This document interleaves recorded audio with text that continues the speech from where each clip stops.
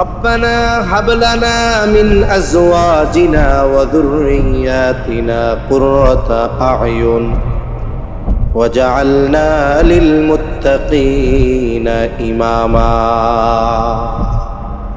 এই দোয়াটা যিনি বিবাহ করেছেন তিনিও পড়বেন, যিনি অবিবাহিত যুবক এখনো বিবাহ করেন নাই তিনিও করবেন, যিনি বিবাহ করেছেন সন্তান হয় নাই তিনিও করবেন, যিনি বিবাহ করেছেন সন্তান হয়েছে তিনিও করবেন। তার মানে এই দোয়াটা সবাই করবে। কি বলে দোয়ার মধ্যে? বলে, ও রব, আপনি আমাকে এমন স্ত্রী সন্তান দান করেন যারা আমার চক্ষু শীতলকরণের কারণ হবে।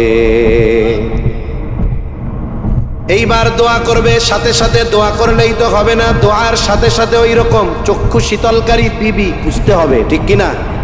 ওই যে গল্প বলে না, এক যুবক আইছে তরুণ তাজা,